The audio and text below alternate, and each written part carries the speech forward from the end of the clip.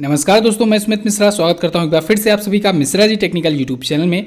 दोस्तों आज मैं आपके सामने बहुत ही इंपॉर्टेंट वीडियो लेकर आ चुका हूं, बहुत ही हाई पब्लिक डिमांड पर बैंक से संबंधित प्रश्नों की। यहां से दोस्तों क्वेश्चंस अक्सर देखने को मिलते हैं एग्जाम्स में, जो हाल फिलहाल में बैंक से रिलेटेड क्वेश्चंस आए रहते हैं, करंट अफेयर में उनसे रिलेटेड क्वेश्चंस बनते हैं एग्जाम में।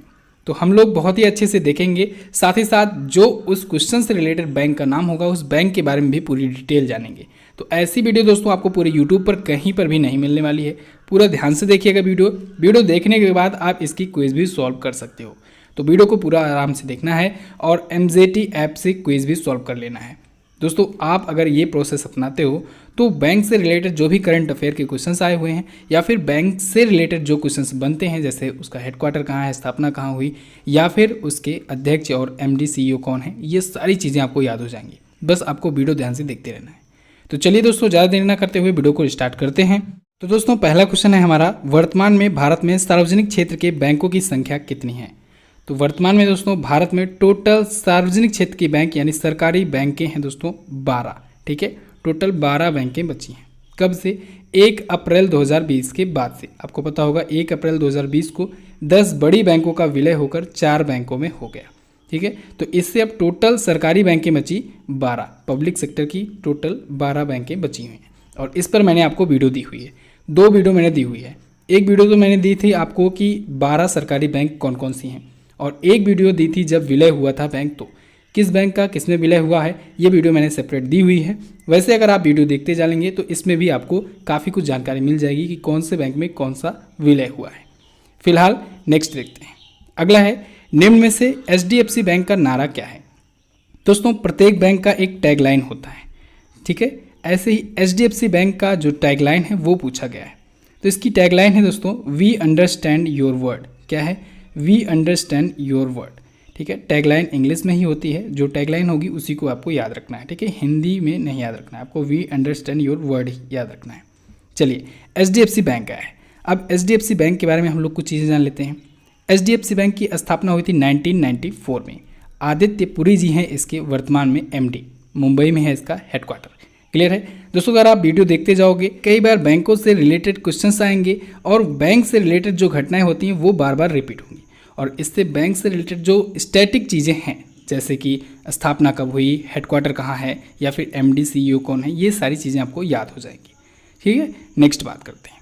अगला है, निम्न में से किस बैंक ने अपने ग्राहकों को वीज़ा डेबिट कार्ड देने की घोषणा की है? तो वीज़ा डेबिट कार्ड देने की घोषणा की है अभी हाल में पेटीएम पेमेंट बैंक ने। किसने? पेटीएम पेमेंट बैंक ने। ये दोस्तों 2020-21 तक अपना लक्ष्य बनाया है कि 2020-21 में टोटल 10 मिलियन से ज़्यादा डेबिट कार्ड जारी करेगा। किसके लिए? अपने कस्टमर्स के लिए, जो कि वीज़ा से का होगा, यानी वीज़ा से इसने समझौता किया है। ये वीज़ा डेबिट कार्ड क्या होता है दोस्तों? डेबिट कार्ड के या क्रेडिट कार्ड के कई टाइप होते हैं, अलग अलग कंपनियों द्वारा जो बनाई जाती हैं, प्रोवाइड की जाती हैं, जैसे मास्टर कार्ड हो गया, वीज़ा हो गया, ठीक है, रुपए हो गया, ये सारी चीज़ें आप लोग जानते ही होंगे। तो वीज़ा के साथ साझेदार की है पेटीएम ने। अब आया है पेटीएम, तो हम लोग पेटीएम से रिलेटेड क्वेश्चन जान लेते हैं।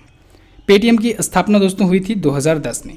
इसके संस्थापक जो थे विजय शेखर शर्मा जी हैं, और वर्तमान में यही इसके हेड भी हैं, अध्यक्ष है। ठीक है, और नोएडा में इसका हेडक्वार्टर है। नेक्स्ट बात करते हैं। अगला है, भारतीय जीवन बीमा निगम यानी LIC की स्थापना कब हुई? LIC की स्थापना दोस्तों हुई 1956 में, 1956 में। मुंबई में इसका हेडक्वार्टर है, और इसके जो अध्यक्ष हैं वो हैं MR Kumar. MR Kumar. Clear है?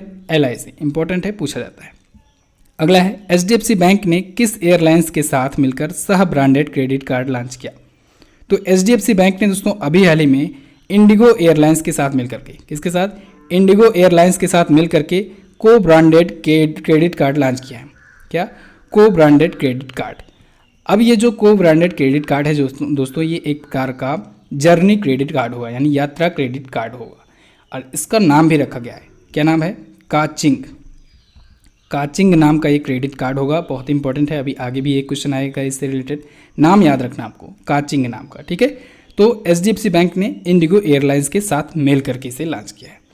HDFC बैंक के बारे में मैंने आपको बताया, आदित्य पुरी जी हैं इसके MD। 1994 में इसका स्थापना हुई थी और हेडक्वार्टर है मुंबई में।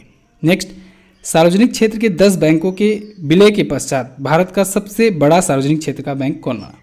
तो दोस्तों विलय के बाद भी और विलय के पहले भी एसबीआई ही था सबसे बड़ा बैंक, सरकारी बैंक। ठीक है, ये क्वेश्चन आपको कंफ्यूज करने के लिए दिया गया है इस प्रकार से। हाँ, दूसरा जो बैंक हुआ, तीसरा हुआ, ये सब चीज़ें चेंज हुई थी।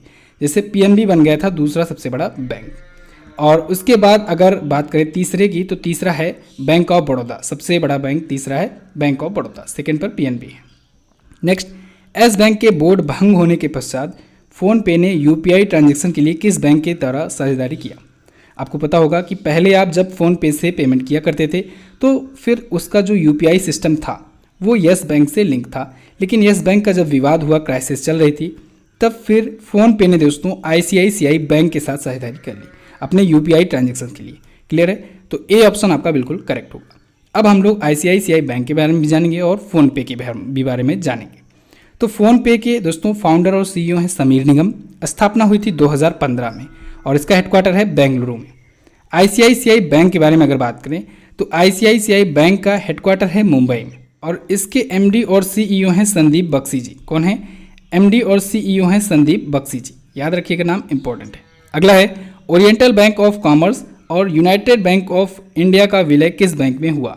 तो दोस्तों OBC, Oriental Bank of Commerce और UBI, United Bank of India, इसका विलय हुआ दोस्तों पंजाब नेशनल बैंक में। और ये तीन बैंकें मिल करके भारत की दूसरी सबसे बड़ी बैंक बन गई है। क्लियर है? जैसा कि मैंने आपको बताया 10 बड़े बैंकों का जब विलय हुआ तो उस पर मैंने आपको वीडियो दी हुई है, आप देख सकते हैं उसे। वीडियो बहुत पसंद आई थी लोगों को। ठीक है, तो पंजाब नेशनल बैंक हुआ। पंजाब नेशनल बैंक की स्थापना दोस्तों हुई थी 1894 में। लाला लाजपत राय जी ने मिलकर के की थी अपने दोस्तों के साथ। 1894 में इसकी स्थापना हुई थी। हेडक्वार्टर कहाँ पर है? हेडक्वार्टर है इसका भी मुंबई में। नेक्स्ट बात करते हैं। नेक्स्ट, आरबीआई ने अर्थव्यवस्था की स्थिरता बनाए रखने के लिए कितने निवेश की घोषणा की है? तो आरबीआई ने दोस्तों इकोनॉमी की स्थिरता बनाए रखने के लिए, आपको पता है कोविड-19 का दौर चल रहा है इस समय, तो इस वजह से इकोनॉमी बहुत ज़्यादा डाउन गई है। तो आरबीआई ने घोषणा की है कि अर्थव्यवस्था हमारी जिस देश की चलती रहे, इस वजह से वो 30,000 करोड़ का इन्वेस्टमेंट करेगा। ठीक है, 30,000 करोड़ का। अब आया है RBI, reserve bank of India, Bharat का केंद्रीय बैंक। तो रिजर्व बैंक ऑफ इंडिया के बारे में जानिए। इसकी स्थापना दोस्तों हुई थी 1935 में 1 अप्रैल को। अब जब 1 अप्रैल को स्थापना हुई, फिर बाद में 1949 में इसको राष्ट्रीयकृत कर दिया गया। 1949 में 1 जनवरी को। ठीक है, याद रखिएगा, नेशनलाइज किया गया 1 जनवरी 1949 को। आरबीआई के पहले गवर्नर अगर पूछा जाए तब आप बताएंगे ओसबॉर्न स्मिथ। पहले भारतीय गवर्नर पूछा जाए तब आप बताएंगे सीडी देशमुख। वर्तमान गवर्नर कौन है? तो वो हैं 25वें वर्तमान गवर्नर हैं शक्तिकांत दासी। क्लियर है? हेडक्वार्टर इसका मुंबई में है और ये भारत का केंद्रीय बैंक है, यानी कि मुद्रा छापने का अधिकार इसी के पास है। नेक्स्ट, भारतीय लघु उद्योग विकास बैंक यानी सिडबी, जिसे हम लोग शॉर्ट फॉर्म में कहते हैं सिडबी। ठीक है, small industries development bank of India, इसकी स्थापना कब हुई? तो दोस्तों इसकी स्थापना जो सिडबी है, इसकी स्थापना हुई थी 2 अप्रैल 1990 को। 2 अप्रैल 1990 को हुई थी। इसका हेडक्वार्टर है लखनऊ में और सीएमडी हैं इसके मोहम्मद मुस्तफ़ा। कौन है? मोहम्मद मुस्तफ़ा जी। नेक्स्ट बात करते हैं। अगला है, हाल ही में किस बैंक ने स्वावलंबन एक्सप्रेस शुरू करने की घोषणा की है? तो अभी हाल में दोस्तों सिडबी ने ही शुरू की है स्वावलंबन एक्सप्रेस शुरू करने की घोषणा। सिडबी के बारे में हम लोगों ने जाना। Small industries development bank of India, Lucknow में हेडक्वार्टर है। मोहम्मद मुस्तफ़ा जी सीएमडी हैं। 1990 में हुई थी स्थापना। तो इसने दोस्तों युवाओं के लिए युवा उद्यमियों के लिए स्वावलंबन एक्सप्रेस शुरू करने की घोषणा की है। ओके, चलिए दोस्तों, अगर आप वीडियो पसंद आए तो वीडियो को लाइक कर दिया करो बिना कहे और शेयर भी कर दिया करो। बहुत ज़्यादा मेहनत लगती है इस प्रकार की वीडियो बनाने में, काफ़ी सारे कंटेंट ढूंढने पड़ते हैं आप लोग के लिए। टॉपिक वाइज मैं वीडियो लाना शुरू कर दिया हूं, तो आप लोग चैनल को सब्सक्राइब जरूर कर लो। सब्सक्राइब करके बेल आइकन को जरूर प्रेस कर लेना, जिससे टॉपिक वाइज ये जो वीडियो आ रही है शाम को, इसकी भी नोटिफिकेशन आपको मिलता जाए।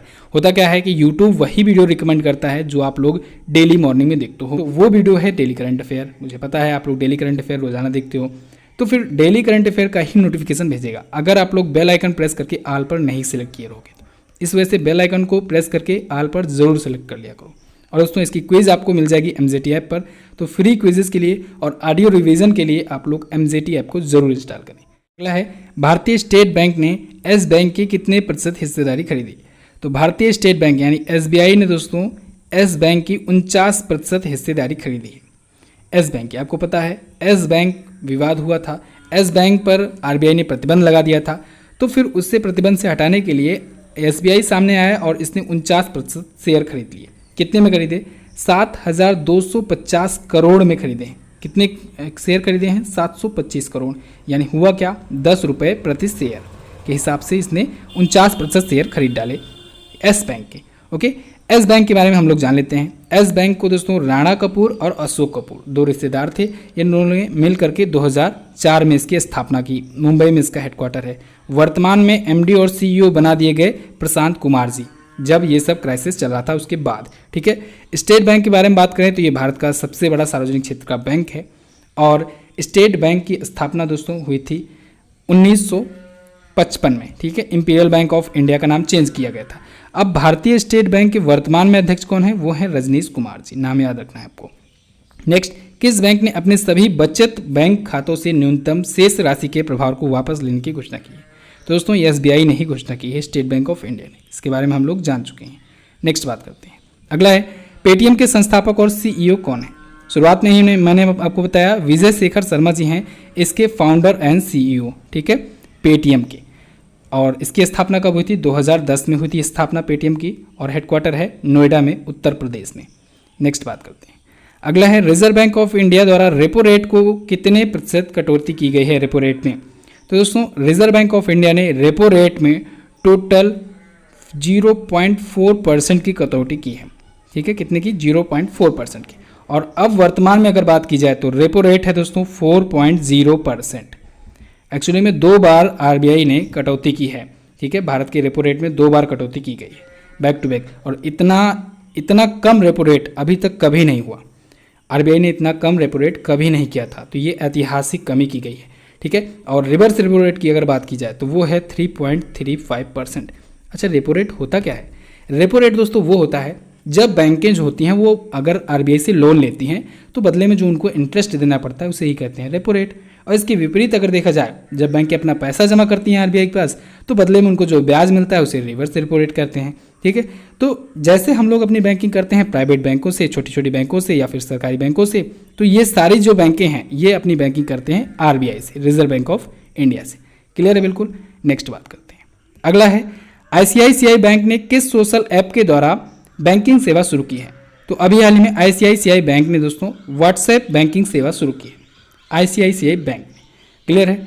अब आईसीआईसीआई बैंक जो आया है इसके बारे में हम लोग बात किए हैं, फिर से जान लेते हैं। आईसीआईसीआई बैंक की स्थापना हुई थी 1994 में। इसके जो करंट टाइम पर एमडी और सीईओ हैं वो हैं दोस्तों संदीप बख्शी जी, और मुंबई में है इसका हेडक्वार्टर। क्लियर बिल्कुल। नेक्स्ट बात करते हैं। अगला है, फ़ोनपे का हेडक्वार्टर कहाँ स्थित है? फ़ोनपे के बारे में हम लोगों ने जाना, बेंगलुरु में इसका हेडक्वार्टर है स्थित, और इसकी स्थापना हुई थी 2015 में। और इसके फाउंडर और सीईओ हैं समीर निगम। कौन है? समीर निगम जी। दोस्तों ये फ़ोनपे, पेटीएम, ये सब चीज़ें बार बार रिपीट होती रहती है, इस वजह से इनके फाउंडर और सीईओ को आपको याद रखना है। अगला है, आरबीआई ने देश में लॉकडाउन को देखते हुए ईएमआई भुगतान पर कितने महीने की रोक लगाने को मंजूरी दी है? तो दोस्तों आरबीआई ने अभी हाल ही में 3 महीना तो पहले किए थे, लेकिन 3 महीना और बढ़ा दिए तो 6 महीने हो गया। ठीक है, तो उपरोक्त में से कोई ऑप्शन नहीं दिख रहा आपको, तो 6 महीने तक की रोक लगाने को मंजूरी दे दी है ईएमआई पर। यानी आरबीआई का कहना है कि अगर कोई ईएमआई नहीं पे कर सकता है तो उसको मोहलत दी जाए इस लॉकडाउन के दौरान। ओके। नेक्स्ट, एस बैंक के संस्थापक हैं। एस बैंक को दोस्तों मैंने अभी आपको शुरुआत में ही बताया कि राणा कपूर और अशोक कपूर 2 रिश्तेदार थे। इन दोनों ने मिलकर के 2004 में ये बैंक की स्थापना की थी। मुंबई में इसका हेडक्वार्टर है, और अशोक कपूर जी जो थे, जब ये 26/11 वाला हमला हुआ था मुंबई में ताज होटल वाला, तो उसमें इनकी डेथ हो गई थी। राणा कपूर जो हैं ये वर्तमान में थे अध्यक्ष इसके, लेकिन अभी इन पर जांच चल रही है। एस बैंक विवादों में था। ठीक है, तो एस बैंक जब विवादों में था, इन पर जांच चल रही है, तो आरबीआई द्वारा प्रशांत कुमार को बना दिया गया है एमडी और सीईओ। वर्तमान में प्रशांत कुमार जी हैं, इनका नाम याद रखना है। अगला है, एचडीएफसी बैंक के प्रबंध निदेशक कौन है? एमडी कौन है? एमडी हैं Aditya Puri ji. HDFC bank we understand your word 1994 में इसकी स्थापना हुई, मुंबई में इसका हेडक्वार्टर है। नेक्स्ट, भारतीय राष्ट्रीय भुगतान निगम की स्थापना कब हुई? एनपीसीआई। एनपीसीआई भी दोस्तों इंपॉर्टेंट है, ये पूछा जा सकता है, national payment corporation of India. इसकी स्थापना की गई थी 2008 में। कब? 2008 में हुई थी इसकी स्थापना, और एनपीसीआई का हेडक्वार्टर है मुंबई में। इसके सीईओ और एमडी हैं दिलीप असबे। कौन है? दिलीप असबे जी। नेक्स्ट बात करते हैं। एस बैंक के नए एमडी और सीईओ कौन बनाए गए? तो एस बैंक के नए मैनेजिंग डायरेक्टर और सीईओ बनाए गए दोस्तों प्रशांत कुमार। बी ऑप्शन आपका करेक्ट होगा। अगला, एचडीएफसी बैंक ने इंडिगो एयरलाइंस के साथ सह ब्रांडेड क्रेडिट कार्ड लॉन्च किया। उस कार्ड का क्या नाम है? तो दोस्तों उसका नाम है काचिंग। शुरुआत में मैंने आपको हिंट दिया था, काचिंग नाम का को ब्रांडेड क्रेडिट कार्ड लॉन्च किया है। इसके लिए इंडिगो एयरलाइंस के साथ समझौता किया है। ठीक है। अगला, एस बैंक पर लगी मुद्रा निकासी लिमिट और प्रतिबंध हटाया गया कब? मतलब एस बैंक जब इस पर बैन लगाया गया था आरबीआई के द्वारा, तब वो बैन कब हटाया गया? तो वो बैंक दोस्तों 19 मार्च को हटाया गया, जब एसबीआई ने श्योर कर दिया कि वो 49% हिस्सेदारी खरीदेगा। ठीक है। नेक्स्ट बात करते हैं। अगला है, जन स्मॉल फाइनेंस बैंक किसके साथ मिलकर यूपीआई क्यूआर बेस्ड ईएमआई भरने की सुविधा शुरू की है? तो जन स्मॉल फाइनेंस बैंक ने दोस्तों एनपीसीआई के साथ मिलकर, NPCI national payment corporation of India, इसके साथ मिल करके एक यूपीआई क्यूआर बेस्ड ईएमआई सुविधा भरने की सुविधा लॉन्च की है। ठीक है। जन स्मॉल फाइनेंस बैंक के बारे में जानिए।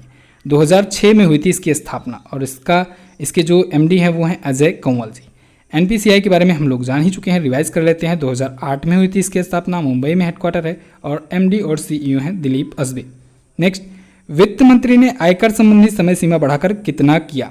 तो दोस्तों वित्त मंत्री निर्मला सीतारमण जी ने आयकर संबंधी समय सीमा बढ़ाकर के 30 जून तक कर दिया था। हालांकि इसे अब और भी ज़्यादा बढ़ाया जा सकता है।